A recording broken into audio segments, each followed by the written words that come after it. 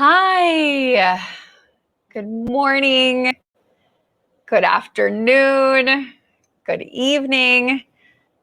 I was a little fancy today. I have a lemon wedge with my tea. I hope that you have something fancy with maybe your coffee or your tea or your juice or whatever it is that you have in your hand. Hi, Jeff. It's great to see you. Happy Wednesday. I'm so glad that you were on time and that you made it to our weekly coffee meeting. You know how much I love this. I don't know if you love it as much as I do, because I really love it. So, good evening, Richard. I am just so excited that we have this time together every Wednesday to chat and recap our weeks and our learnings. It's always my favorite part of the week. So hopefully it's your favorite part of the week as well. I just literally 2 seconds ago got off an amazing live stream with Junior Achievement. I loved it. You guys know how much I love talking to young people. Young people are our future. I love it. I think they're great. They ask such good questions. I mean, Whitney, I don't know if you've been around young people lately, but these people ask the most dynamite questions, They are asking about how you manage work. They are asking about the current business climate. I mean, it was amazing. I couldn't believe the quality of their questions. It's refreshing and also makes me a little relieved that, like, okay, maybe the next generation's got it. Maybe we have a little hope there that they're going to figure a lot of it out, because they were asking some really, really amazing questions that I couldn't believe. And what I think is so interesting and sort of refreshing is that, so typically when I talk to young people or colleges or high schools or groups, I always give them an assignment, because I will get a lot of questions at the end, or people saying, can you talk for 5 minutes, or can I email you? Can we set up a call? And, there's you can't do that many calls. It's not possible. So I say, listen to this podcast, or, read this book. Let me know what your takeaways are, and then we can get on a call, right? So you give them like a little assignment. You know exactly what happens. Nobody does the assignment. Hey, Manny. Hey, David. It's nice, because then it's like, okay, well, then you obviously you didn't really want to learn that much, because you didn't want to do the assignment. And so it's silly, because, for me, I would totally do the assignment. That's something that I would, absolutely do. Because, for me, if you told me, okay, Kim, you can get on the phone with Sarah Blakely from Spanx, who I love. But she wanted you to listen to this podcast first, or she wanted you to read this book first. It would have already been listened to. It would have already been read. I would have been like, what? You're going to put me in the same room as Oprah or Michelle Obama or whoever, and all they want me to do is listen to a podcast? Done. Hey, Christopher. Hey, David. So I'd be like, yeah, no problem. I will listen to the podcast. But those are the people that actually, want the meeting. But what was so crazy is this call I just had with Junior Achievement. Somebody asked, what podcast are you listening to? And I was like, oh, smart. Like Inception. Like they knew I was going to give an assignment, and they kind of like cut me off and like asked it already. So that was sort of like a mind blown moment, because I feel like that's something that exactly, Joffrey, like that's the price of admission. And like they were already asking what the price of admission was before I even told them. Eric, I know it's not coffee, it's tea. It's tea, my dear. I don't actually drink coffee, but I always have these coffee meetings because when people's calendar thing comes up, it says coffee, Kim and Mitch or Kim and Eric or Kim and Nick getting coffee. But I don't actually ever order coffee. I order tea. So my tea today, I was fancy and I got a lemon wedge. But anyways, back to my story with Junior Achievement. They already asked for the assignment. And so my question to you is, have you ever given or been given an assignment before a meeting? So like in my example of Sarah Blakely was like, Kim, or Richard Branson or Mark Cuban or any of these amazing people, I will take a meeting with you, but can you listen to this podcast first? Sure. Or read this book first? Sure. So I've started doing that to young people. So I'm just curious if you ever do that to people. Like, do you ever sort of guard your time? Because, your time's a resource. And by the way, it's a resource that you can never refill and you cannot buy more of. Steve Jobs, great example. One of the richest men in the world, what he couldn't buy of was more time on this earth because his health was declining. You can never buy health and you can never buy time. So you really have to guard your time. Like it's your most valuable resource because it's more valuable than money. It's more valuable than anything else that you have going for you. It's time. And so that sort of assignment has helped me guard my time. And if you haven't heard of giving somebody an assignment, maybe this will help you guard your time more effectively and really seeing who actually wants the meeting, who actually wants to do the work, and who's just kind of asking because they want to ask because they think it might be kind of fun. Colin, I love this example of, reading book based on suggestions.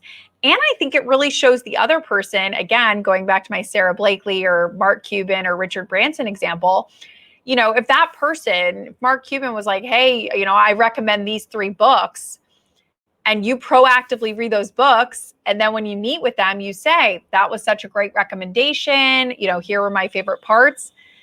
That really holds some weight and some meaning. And so, Jeff, I think that's great. Watch this video, download this podcast, check out this website. And the thing is, if they've done it. It's like homework when you kind of like knew when people actually didn't do the reading and they were in class, like, yeah, back when he killed her. Yeah, So I think asking people to watch something, you'll know if they watched it because you know what it is. Eric, it's common at Amazon. Wait, please tell me more about this. How is it? Like, what do they do at Amazon? How does that work? I'm so curious about how that happens. I would love to know more about that because maybe we can steal some of Jeff Bezos' practices and secrets. That would be great. Yeah, and I think you actually, that's another good point. You actually get a quality meeting. If the first 10 minutes of a meeting, by the way, is you just kind of saying like, well, what do you do? Well, what do you do? A lot of times, LinkedIn being a great example, you can get a good idea of what somebody does. I mean, yes, you have to ask them, but if you do that research beforehand, that sort of Nancy Drew 007 internet stalking, if you will, read the articles, listen to interviews they might have done, it makes the meeting so much better. Like it makes the quality of the meeting be like, yes, we can just dive right into the good stuff. We don't have to like stay up here on this surface level. I think that that's really, really important. It's just, it's something that I think is really, really something that everybody should be doing. Focusing on key agenda points with preparation done already. Exactly. It's like, let's dive in, let's get to the good stuff. And again, I think meetings can be the same way. I think a lot of people take coffee meetings as like a meet and greet. And that's true. You can have a meet and greet. But let me tell you, when I start bringing my friends, onto our little coffee meetings, we're not going to do the like, oh, tell me about what you do. I'm going to give you guys a cheat sheet of like, here's my friend, here's what they do, here's what's up. And then we're going to get into the good stuff. We're going to get into like the aha moments, the really like, oh my God, I didn't think of it that way. Because the fluff is, I don't know. I've never been a fluff girl unless it's like the fluff you eat on bread. I don't know who makes that. It's white, comes in the jar. It's fluff. It's literally called fluff. It's delicious. I don't know if you've had it, but it's really great. Oh yes, Richard, when the papers aren't read before a meeting, don't even get me started. There should be like a quiz before you get in the room. Like, if you cannot answer these 3 questions that were part of the reading, you do not get to join the meeting. That's like the teacher coming out in me, but like, no, fluff or nutter. Thank you. That was going to drive me crazy. I knew the marshmallow fluff. Yes. The marshmallow fluff. That was going to drive me crazy for the rest of the day. I was going to be like, fluff. Yes. Oh my God. If you haven't had marshmallow fluff, who makes that stuff? It's like a party in your mouth. I don't know who makes it or what company that is, but it was amazing. So, but anyways, when it comes back to like really protecting your time with these sort of assignments, I think I started doing this probably 2 years ago. And I have to tell you, for like 20, if I get 20 emails of people saying like, hey, can we jump on a call to talk about XYZ, whatever they want to talk about. And then I say like, happy to jump on a call. Can you, read this thing first? Can you watch this video? Can you do these things? And then they never do it. So out of like the 20 I get, I maybe actually have to do like 1 call because like 1 person did the reading or listening and nobody else did it. It's been so huge. It's been huge for me. I have to tell you, it's like changed the game since I started implementing that. Yeah, probably like 2 years ago. I think that's, really, really saving me a lot of time. And it saves me a lot of time, I have to tell you, after our Shark Tank episode airs, I get a ton of influx of Shark Tank requests or Shark Tank questions. And actually, I was surprised on this junior achievement call today with these young people. Okay, I'll catch you up. You're a little tardy, but this is what we're talking about. We are talking about protecting our time and giving people an assignment before taking a meeting with them. So before Mark Cuban takes a meeting with you, he's going to ask you to watch a podcast or listen to a podcast. Like, do you do it or not? I started implementing that practice because after a Shark Tank episode airs, and I can't remember if you knew this, but I was on Shark Tank. Did you know I was on Shark Tank? I don't know. I can't tell if you knew I was on Shark Tank, but I was. And so our Shark Tank episode, it re-airs every like 6 to 8 weeks. It will re-air in one of these Shark Tank marathons. And I will get emails from people all over the world who are like, saw me on the television and have a question about Shark Tank or want to ask about Shark Tank. And I did a junior achievement call before this with some young people. And I was shocked because normally all the young people want to do is talk about Shark Tank. And they want to be like, how is Mark Cuban? And is Mr. Wonderful mean? Or they want to talk about the celebrities that we work with.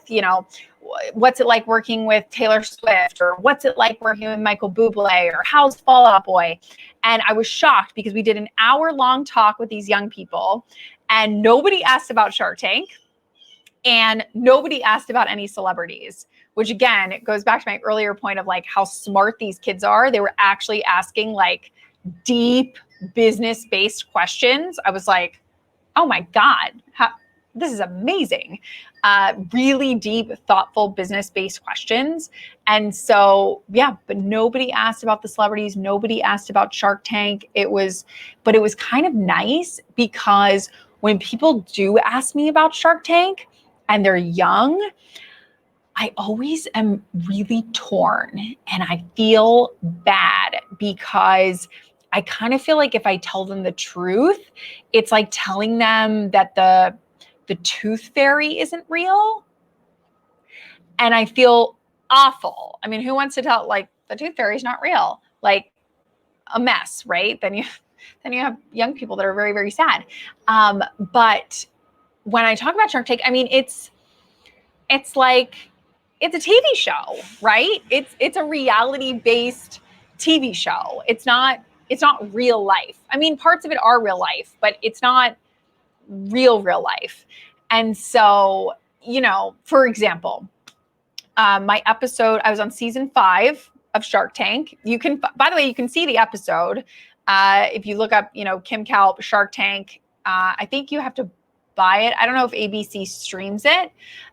Nick, I know. Shark Tank. What's that? Who knew about that? And so what's so crazy is that, when I was on Shark Tank, yes, it's real life, but like, I'll give you an example. We were in the tank filming, right? Filming so when on my episode, we had Robert, we had Lori, we had Mr. Wonderful, we had Mark, and we had Damon. So those are the 5 sharks that, I was in front of. And most people don't realize because, when you're watching the episode, every segment is like, I don't know, 7 or 8 minutes, like per company. But we were taping for over an hour. So we were in there for like, I don't know, 70 minutes or 80 minutes. So you have 80 minutes that gets whittled down to like 8.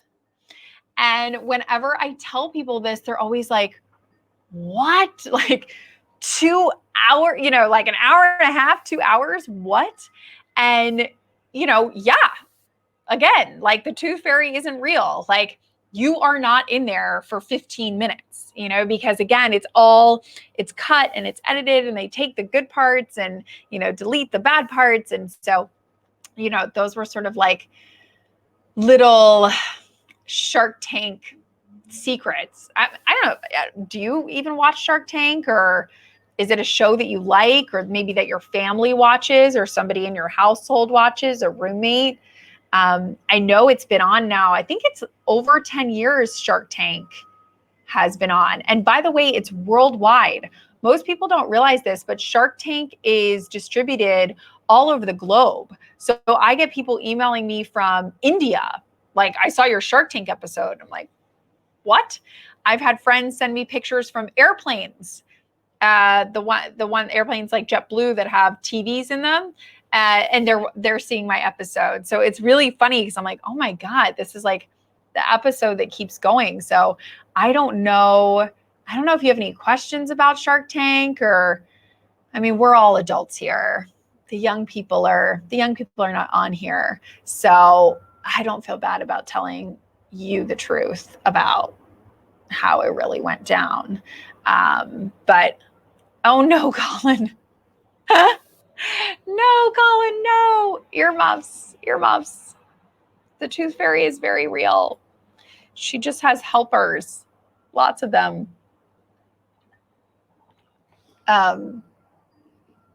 Yeah, it's on Netflix. That's a great point. So you can watch Shark Tank all the time, all you want, 24/7. And I will say, I actually don't get mad when young people ask me about Shark Tank, because I've said this before.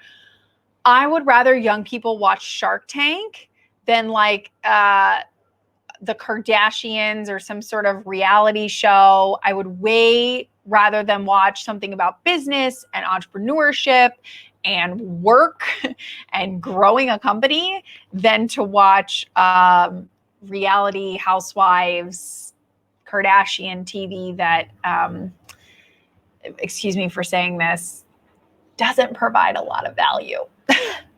Sorry.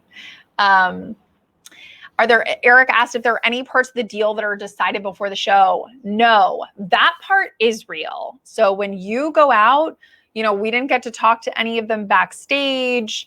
That really was the first time we were meeting them and in front of them. Nothing is decided beforehand. That part is live. That's, that is very real. And so I know some people suspect that it's done backstage, but it's actually not. All of it was in front of the cameras, rolling, 100%. We didn't get to talk to anybody before the show. And quite frankly, we didn't get to talk to anybody after the show, which is also pretty interesting. I thought maybe we'd be able to I don't know, do some sort of meet and greet or hang out in some way. But no, not so much. And if anything, it was really hard because when you're on Shark Tank and beforehand, when you're recording it, and then afterwards, you can't tell anybody. Obviously, they make you sign a 1,000,000-page NDA about, who you can tell and who you cannot tell. You're not allowed to tell anybody. So I know Jeffrey was asking about traditional VCs. It's actually extremely hard if you do go on the show because, so for instance, we taped our episode in August and the episode did not air until April. So for 9 months, we had to keep the biggest secret ever. So I joke that, obviously you're pregnant for 9 months and then you birth a baby. I was pregnant with Shark Tank and couldn't tell anybody for 9 months. And then I birthed a Shark Tank episode. And so what's hard is if you are trying to raise money, you cannot actually tell the VCs that you're raising money from that you were on the show. Most people don't realize that, but because they make you sign a 1,000,000-page NDA. So if you are raising from other VCs, we weren't raising at the time, but I've had some other friends who went on the show, and maybe they'll join us for coffee, that they had trouble raising afterwards with all of the different parties and Aaron, no, they don't take a 5% cut. That's sort of a rumor that still lingers. When the show first started, seasons, I think it was 1 through 3, Shark Tank did take a 5% cut. Mark Burnett, the production company, took a 5% cut. But then somebody broke the story. I don't know if it was Entrepreneur Magazine or Inc. Magazine. Somebody broke the story and the entrepreneurial community went crazy. And the public was how can you say that you're helping these young entrepreneurs and yet you're taking parts of their company? So it backfired. It was a publicity nightmare. And so they stopped that practice.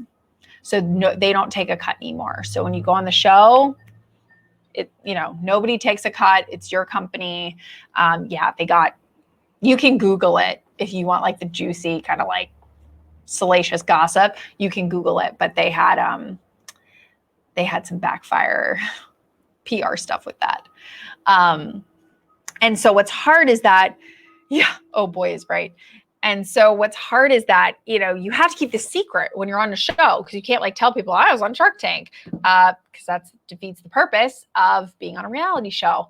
And so it was really hard. And so not only did I have to keep it a secret from literally friends, family, everybody, nobody knew, but I had to still be productive while dealing with the show, while taping, dealing with all the paperwork afterwards.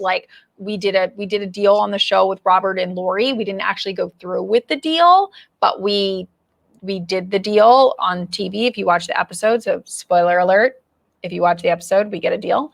And so you're dealing with all of that while you're still running your business. You're still running your business, 9 to 6, like you always have, and doing all this other work, and you can't tell anybody. So when my friends were like, wow, you're really busy, I had to just be like, yeah, things are busy, because you can't tell them. It has to be a secret. So it was so hard to stay productive. And I know we've been talking about productivity a lot on our Wednesday meetings, because I feel like it just keeps coming up because, we're trying to work from home and we're trying to stay productive and it's super tough. And so I know we were talking not last Wednesday, but the Wednesday before that about how we're all staying productive. And I know Whitney mentioned Monday.com. And I totally took her up on that advice, and I'm still doing my free trial. And I have to say, I'm really loving it. So Whitney, thank you. And also, by the way, when you recommend something to me, like, actually do it. So like, please keep recommending things because like I try them. So I'm loving it. So thank you, Whitney, for recommending Monday.com. And you might have missed that meeting. And if you did, I'm going to drop a link in the comments to sort of like the meeting notes that you missed, because there was a lot of good productivity advice and tips and tricks and apps that people were using. So I am going to, I did like a little recap. So I'll drop it in the comments. So if you missed the meeting, I'll catch you up. It's like a little cheat sheet for the meeting that you missed. But anyways, I told you that I would write down all of these different tips and tricks that I've been trying. And so I did. I wrote them down. I narrowed it down into 5 productivity hacks that are working super well for me right now. I'm really excited for you to read it. I think that I know it's helped me and my team immensely. I think it's going to help you and your team as well. But, again, you offer me such good productivity advice. So I'm excited for you to read the article and then like kind of tell me what you think. Like, are some of the things I mentioned working for you? Are they not? If not, what are you doing? Like, just kind of making it, a back and forth, because I think that's really helpful. But one of the things I talk about in this article that I will drop the link in the comments is about screen sharing. I am loving screen sharing, and most programs will allow you to screen share. Yeah, I think most are allowing you to screen share at this point. And so being able to screen share, hey, did you see this video? Or here's part of the presentation slide. Did you see this slide? Like, it's making a huge difference in my meetings. And I don't know if you're utilizing screen sharing as well, but I have to tell you, be careful because, and yes, be careful of what's on your screen and but also be careful because I've had some screen sharing experience, because if you have anything on your desktop or on your toolbar, if you're trying to show somebody something on the internet or point something out, stuff on your toolbar, I'm not going to reveal any too crazy story, but I've had 2 experiences now since work from home started that some people were doing some screen sharing and some things on their desktop or maybe in their toolbar were questionable. I don't know, but they could have been questionable. So exactly, Jeffrey, like close all your other apps, block your messaging, because once you start screen sharing, screen sharing is deadly. Screen sharing can be deadly, especially. So again, please, if you're going to do any screen sharing, check, I'm pointing because I don't know where it is on your screen, but check your bookmarks. Make sure you don't have anything that could be weird or seen as weird. And then check your desktop. Make sure folders or pictures, you don't have any pictures from your vacation or you holding a tequila bottle, you don't want people seeing that, screen sharing. So that's my little tip that I feel like people don't really think about, but, can get a little awkward. And speaking of awkward Kim over here, let's talk about the poll that I set up that I thought was going to be so brilliant and so smart. Oh, I'm so smart for setting up this poll about when I should unlock this course so that everybody can watch it for free, because I'm all about, free and not making people pay. And so I'm all excited that, I set up this poll and I made 2 choices. Mistake number 1 on the poll that was like, oh, should I release the course for free on the weekend? Option 1, or the weekdays. When would you have 30 minutes free to watch a course? I should have known And then I was excited because this was the poll that the most people participated in. I had over 600 people participate in this poll. So I was like, oh, yes, 600 people have voted in this poll. This is amazing. And then yesterday, the poll closed. I am not kidding you. Yesterday, the poll closed. And 301 people said that you should do it on the weekend. And 298 said you should do it during the week. Yeah. 3 vote difference. You guessed it, Jeffrey, 50-50. My genius knows no bounds. What I thought was going to be such a great idea, totally freaking awkwardly backfired on me. So I've decided that I'm going to try to unlock the course twice. Am I allowed to do this? I don't know, but I'm going to try and we'll figure it out. So if anyone from LinkedIn is on here, I don't know if you can do that. Hopefully you don't yell at me. We're going to see.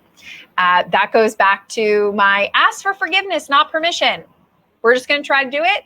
And if I'm not allowed to do it, I'll apologize later.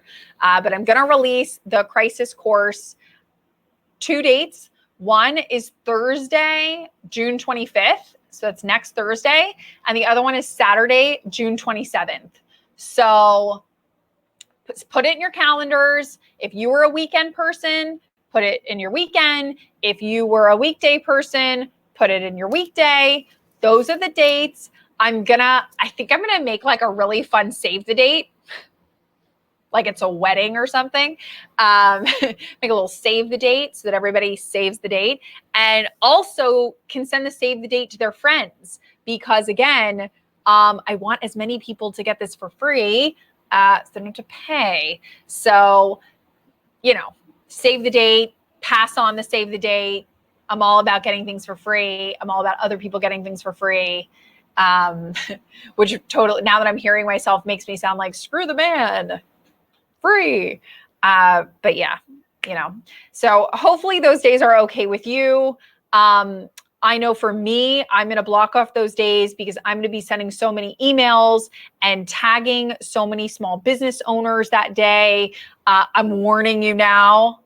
I'm going to be like tagging people like crazy because I love giving out stuff for free. And I sort of feel like Oprah. It's like, you get a free course, you get a free course, you get a free course. Like everybody gets a free course. So if that Thursday or Saturday is a huge problem for you, let me know, message me or email me and we can figure it out. I don't know if you have my email. It's easy. It's literally hello@kimkalp.com. So I'll put it up here, but it's simple. Can't screw it up. So, I feel like if it's a huge problem, let me know, but those are the days. It's going to be free. Tag a friend, tell a friend, all the tells. I'm going to be doing it. We all love free. And speaking of emailing and emailing me, that I love like new things and I love tech and all the things that like I'm obsessed with this week. And, last week, if you missed our coffee meeting last week, I talked about Nickel Pass. It's like nickel, like 5-cent nickel, only no E, and then pass.com. I'm obsessed with it. I continue to be obsessed with it. It basically is a service that you pay once a month, and then it allows you to get through all the various content paywalls on New York Times, Wall Street Journal, The Atlantic, all these different parties. So you don't have to have separate accounts. So it's so annoying when I want to read an article and I'm like, what's my Wall Street Journal login? Oh, wait, what's my Atlantic login? I'm hitting a paywall and that's like so annoying. And then I can't read the article and then I'm mad. So anyways, Nickel Pass, if you missed last week, you've got to sign up for it. I don't know if you have signed up for it or if you're on the waiting list or if you are here, but it's so great. I'm still talking about it. I'm still telling everybody about it. I will repeat myself again here because I think it is that good. So if you haven't gotten on it, you definitely should be getting on it. But what I think is really interesting is like, as we think about like tech and new things that we're all loving, like that's something I'm loving that I'm sharing with you. And if you're loving something, share it right back with me. But also like, how are we sharing it back and forth? And so, I keep thinking about like, okay, well, what happens? Like you're not going to be available every single Wednesday. And so how do I still learn from you if you're not here? And is that emailing each other? Is that, texting each other? So I did a poll on my Instagram, and I don't know if you have Instagram. I don't know if you're on Instagram. I don't know if you follow me on Instagram, but I'm there. It's just my name. And so it's, by the way, if you search for me on Instagram, it's actually really funny because you start spelling Kim, Kim, and then Kalp, K-A, and then the first thing that comes up is Kardashian, because it's like Kim Kardashian. And then I'm like the second thing that comes up. So I keep telling this joke to people, and I hope you think it's funny too. I keep telling people like if they're with me and they're like on their phone and they're like, oh, what's your handle? And I'm like with them, I'll be like, oh, it's Kim Kalp, Kimka. And then I always say, oh, it's the Kim K that has her clothes on. That's me. That's the one. So when it comes up, you're like, oh, clothes? That must be that one. So anyways, it's my little silly joke of the day. But anyways, when I think about like, how are we communicating with each other? I did this poll on Instagram where I said, would you rather email or text? How do you like being communicated with? Would you rather email? Would you rather text? And I was really surprised. So I did on my Instagram stories, and I don't know if you can Kalp Kardashian. Yes, that would be something. I don't know if I'd look like I'm part of the family, but I'll take it. Over 70% of people on this Instagram story said that they would rather text. They would rather text than email, which makes sense because I'm just thinking like, if you're emailing a friend, like, hey, dinner plans, whatever, like, yeah, you would text that, or if it's something, quick, or, hey, here's this thing I love. Like, yeah, maybe you would just text it. Nick, I did have the video where I had shorts on. That's true. Touche. So yeah, like maybe it makes sense that texting over email. I don't know what you like better. Like, are you more of a texter or an emailer? Like if you're trying to hear about, if you tell a friend like, oh, send me that app that you mentioned, or send me that podcast that you're listening to, would you rather them send the podcast or, the restaurant they were thinking about or whatever? Would you rather them send it by text or rather them send it by email for you personally? Because it also depends, I think it totally depends on your personality type. Yeah, texting definitely gets open more. So, I think texting is kind of like the way to go. So I don't know if you're like that too, but I would say it's definitely something that I've been looking into. And so I'm really excited because I'm one of those people that also prefers texting. And so I'm really excited about this new company called Community. I don't know if you've heard about it or if you follow anybody else that is using it. Like Gary Vee, for example, is using it. And Lewis Howes, for example, is using it. And some other business leaders are using it. But it's essentially, it's a platform that's an app on your phone, and it allows you to text and have a number. So I got one.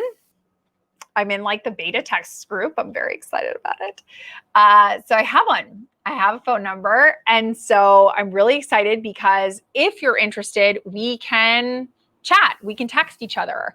And I can, shoot you texts of like, hey, here's this, hey, Matthew, here's this podcast I'm listening to, or hey, Alvin, here's this app I just discovered and I think it's really interesting. Maybe you would like it too. And so, if you're interested, I have a phone number now.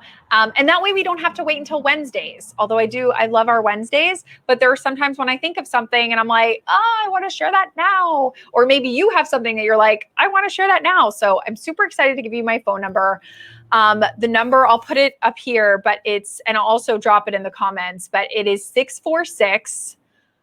646-585-7291. I have to keep memorizing it. But yeah, we can text each other, and I can text you about like last minute, like live streams I'm joining, or, things I'm loving. And I also, self-admittedly, I will probably text you opinions about like, which graphic do you like better? Like, I'm already thinking for that save the date that I'm going to do for the crisis course. Like, if I could just text you and say like, which one of these do you think is better?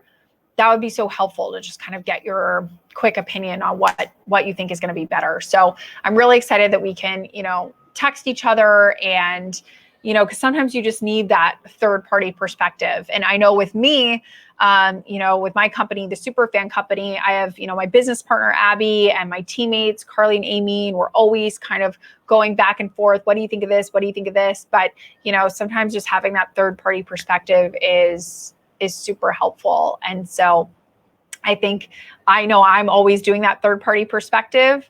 Yes, this is a number that my mom is totally okay with me giving out, I promise. And so it's just helpful. Like, I even send my mom, by the way, things where I'm like, hey, can you read this blog post before I publish it? Or can you read this email before I send it? Or other founder friends, my friend Helene, who runs City Row. And if you don't know her, I think I'm going to have her to coffee with us, because you will love her. She is so dynamite and is going to like take down Peloton before we all know it with her company, City Row. It's fantastic. I run situations by her all the time. I'll like text her and be like, oh, this is happening. Like, what do you think I should do? And so anyways, it's just really helpful. And so I don't know, like, if you text people about work situations, I don't know if that's something that you also are kind of like, hey, can you read this? Or, what do you think I should do? A friend like, oh, this happened at work today. Like, what do you think I should do? Or my boss said this, or, my teammate said that. So I don't know if I'm the only one that does that, but I tend to do that kind of a lot, quite frankly, kind of a lot. I not only send texts, but I've also been a big fan lately of voice memos. I don't know if you're on the voice message game, but I also really like the voice memos. Those are so helpful, because I can just kind of like say, hey, Helene, I had this, and I can tell her the whole story and then press send, and she can listen to it, whenever she wants, because, we're not all in the same time zone. I don't want to text her if it's super late her time with like a whole big text message. I'll just send like a voice memo. So, it's pretty great. So yeah, they're always like such great people to ask, And Lewis, I agree. I mean, text is definitely very informal, but I also feel like, I hope that this feels informal. Like, I feel like we're all just helping each other in a very informal situation. So I feel like we could totally text each other and it would be fine, because we're not really doing work together yet. But if you need the Superfan Company, we are always here for you. Yes, Philip, no texting and driving. That is when the voice memos really come in handy. I've definitely found that when I'm like, hello, helicopter. Can you tell that I'm outside? But the voice memos, I feel like are super great for that. So that's definitely something that I really, really love. And it's, that third party perspective, it's just nice. And so I really feel like it's nice to get that third party perspective, and the voice memos are great because you can't have that passion. You can't have that inflection. You can't tell that, sort of sarcastic, witty thing like you can on a voice memo. So anyways, I hope you'll text me, and I hope we can text each other back and forth through the week, as things are. Yes, Christopher, it's paparazzi. They've caught on to our coffee with Kim. and they all want to join. I've been telling them, just click the link. We can all join. We can all bring a friend. So anyways, I'm excited to kind of have that texting with you, and also just, be able to ask you, like, what are you wrestling with? What challenges are you facing this week? What roadblocks are you coming up against? And being able to help out with those things when it's not Wednesday. Although it is nice to kind of like compile everything for Wednesday, and then I can like ask your opinion on all these things on Wednesday. But I only get to hear from you on Wednesday. And what if you can't make it on Wednesday and then I don't get to hear from you and then I'm sad? So I don't know what you're wrestling with this week, what things that you are finding to be challenging, or just things that you're like, cannot figure this out, or cannot get past this, or haven't been able to find time for that thing that I keep not being able to get done or not being able to do. And so if there is something that you're wrestling with, let's talk about it. What are you facing? What are you dealing with? What are you coming across? So that this is a space where not only, you can get that great advice, but you can catch up. And you can say, like, David, what are you doing? Or Philip, what are you doing? Or, what's your opinion on how I can solve for this? Or how I can get over this? Or how did you do this? And so, Jeffrey, that's a great example. Investor meetings, like, how are you getting them right now? Trying to get new ones. I think that that's definitely something right now that everyone is looking at. Like, how are we getting new customers? How are we getting these meetings? How are we getting them on the books? And I think we have to get really creative. On how to stand out right now and how to get those meetings. And I know, for me, that a lot of time, going back to that homework that we were talking about earlier, if there's a meeting that I'm trying to get with someone, I will Google them extensively and look up a ton of information on them. And if they've ever done an interview or anything like that, and they've recommended something, I will proactively read, watch, etc., do that. And then when I reach out to them asking for a meeting, I will reference the fact that I already did it to sort of buy that goodwill in advance.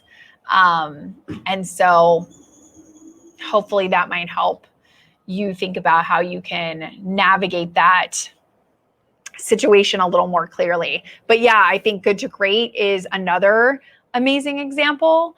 And so, that's something also that I think can be really, really powerful and really wonderful to gain a lot of knowledge from. So, hopefully it's something that we can keep talking about and continuing to talk about.